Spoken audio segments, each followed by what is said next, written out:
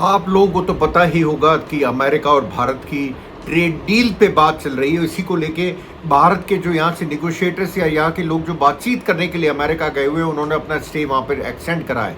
तो क्या अमेरिका और भारत के बीच होने वाली डील से दांव पर लगे हैं 50% से ज़्यादा लोग? भारत के 50% से ज़्यादा लोग अगर अमेरिका की शर्तें मान ली तो क्या बर्बाद हो जाएगा हमारा एक बहुत इंपॉर्टेंट, बहुत बहुमूल्य सेक्टर? क्या ऐसा होगा? क्या ऐसा होता हुआ दिख रहा है? आइए इसी पे बात करते हैं अगले कुछ चंद मिनटों में। मैं हूं अनिल शर्मा, आप लोग देख रहे हैं कुमकुम बिंदवाल प्लेटफॉर्म। आप लोगों का बहुत बहुत स्वागत है इस प्लेटफॉर्म पे।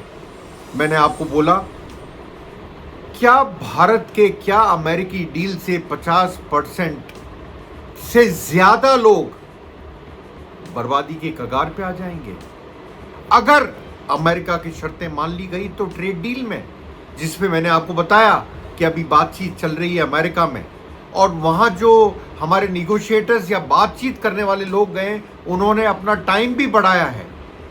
कुछ दिन के लिए गए थे पर उसको एक्सटेंड करा है, बढ़ाया है। क्या ऐसा होगा? देखिए, ये मैं बात कर रहा हूं कृषि क्षेत्र की। कृषि क्षेत्र भारत के लिए सबसे बड़ा क्षेत्र है, ये आप मान के चलिए। और इस क्षेत्र का कंट्रीब्यूशन हमारी जीडीपी में इंडियन बजट के हिसाब से करीब 15 से 16% के आसपास है। 15 से 16%।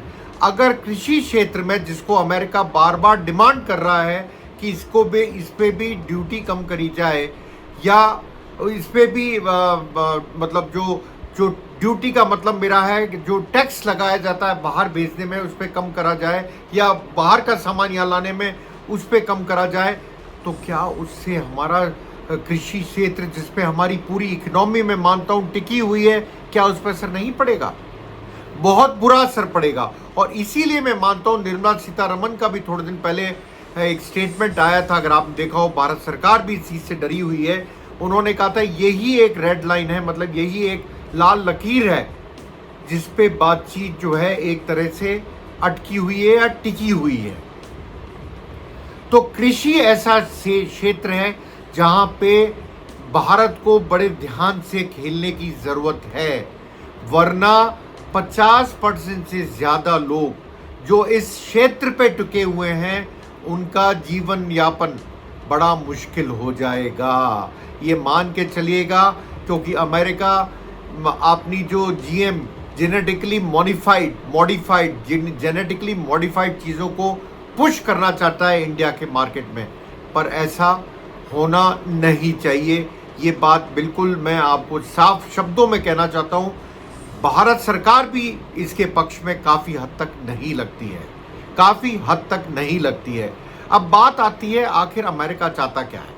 अमेरिका चाहता है लोअर टैरिफ। देखिए, अभी 9 जुलाई से पहले आपको ये ट्रेड डील करनी, नहीं तो आप पे 26% टैक्स लगता रहेगा। अगर आपको 9 जुलाई से पहले करनी है, इसको देखते हुए ही हमारे यहाँ के जो लोग बातचीत के लिए अमेरिका गए हुए हैं, उन्होंने अपना स्टेप बढ़ाया है।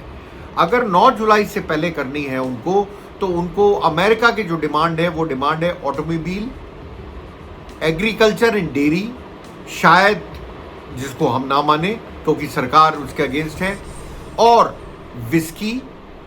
शायद कुछ चीज़ें ऐसी हैं जिसपे हमें लचीलापन दिखा पाए, वो हैं हम आलमंड्स यानी कि बादाम, विस्की, लिकर, मतलब इन पे और इनसे मिलती जुलती चीज़ों पे हमें कोई दिक्कत नहीं आएगी, मुझे नहीं लगता है करने में trade deal.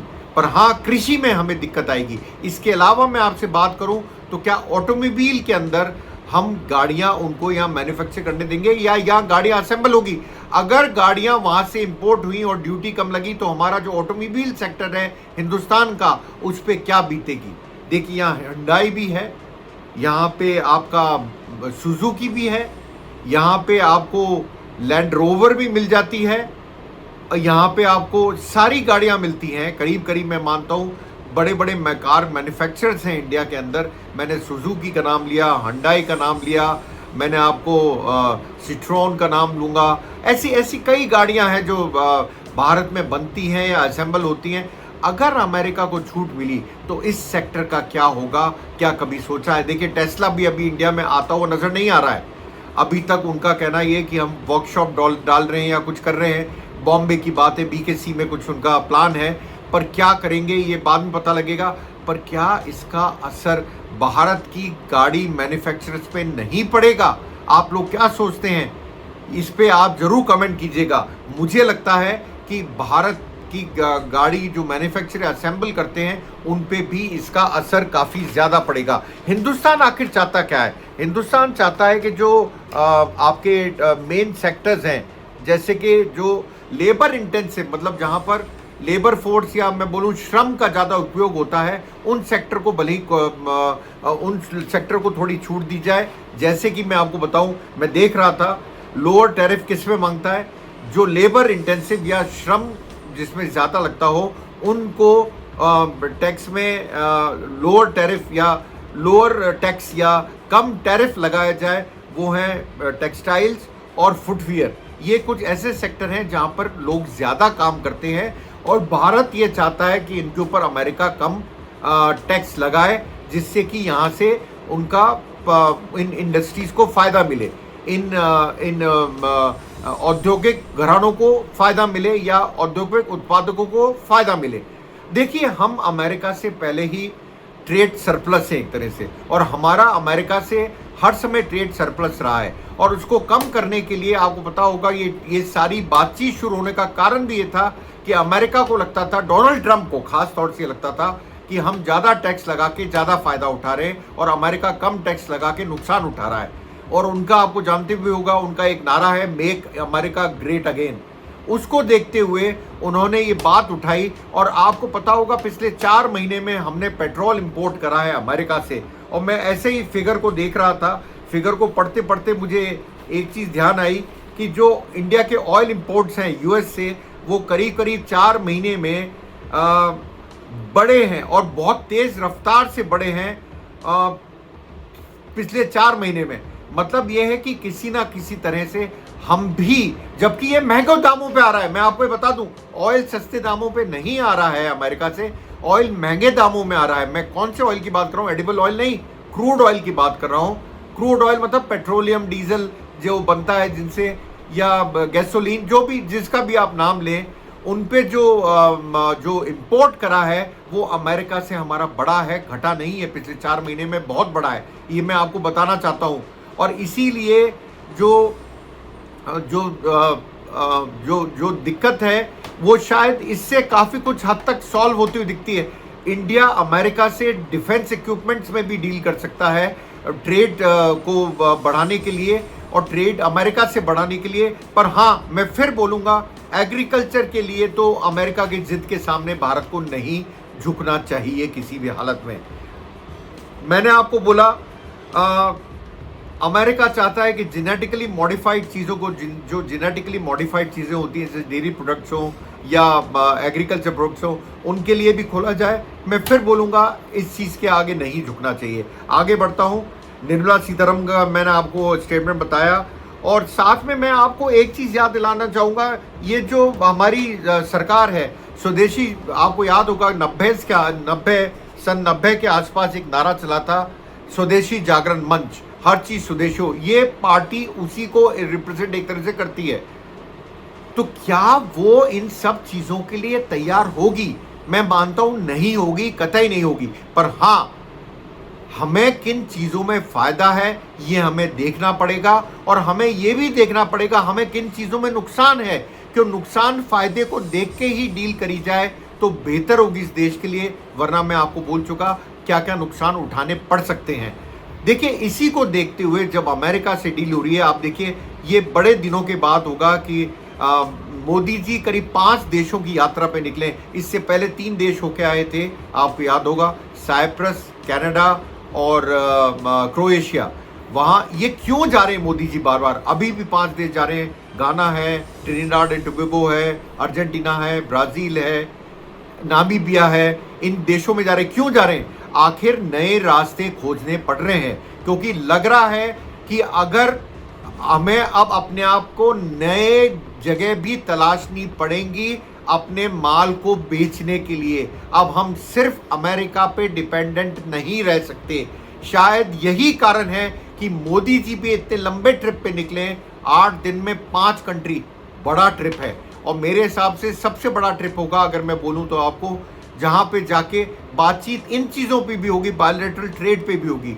India US bilateral trade पे तो आप जानते हैं बात हो ही रही है, और 9 तारीख से पहले होनी है। 9 तारीख के बाद अगर हुआ तो 26% टैक्स का पहले ही डोनाल्ड ट्रंप अनाउंस कर चुके हैं। तो देखते हैं आखिर होता है क्या।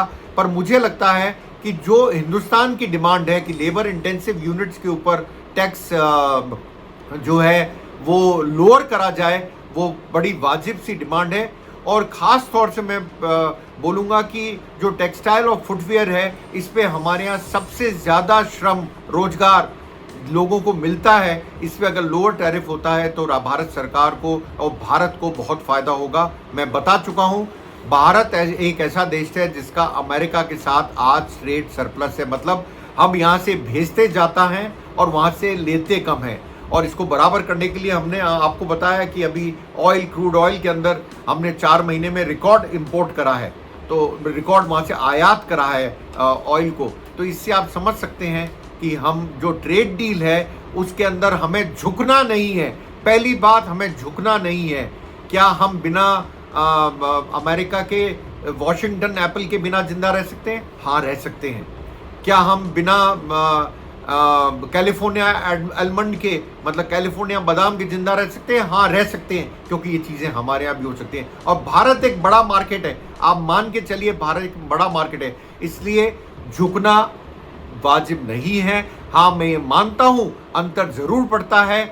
अगर अमेरिका से ट्रेड डील नहीं होती, अंतर ज़रूर पड़ता है, ये बात माननी पड़ेगी। पर झुकने की ज़रूरत नहीं है, एक लेवल पे आके बात करने की ज़रूरत है, क्योंकि हिंदुस्तान का मार्केट छोटा मार्केट नहीं है। इसी के साथ आपसे मिलता हूं जल्द अपने नए वीडियो के साथ। तब तक ऐसे ही देखते रहिए, लाइक करिए, सब्सक्राइब कीजिए कुमकुम बिंदवाल प्लेटफॉर्म को, और देखते रहिए कुमकुम बिंदवाल प्लेटफॉर्म को। आप लोगों का बहुत बहुत शुक्रिया, धन्यवाद।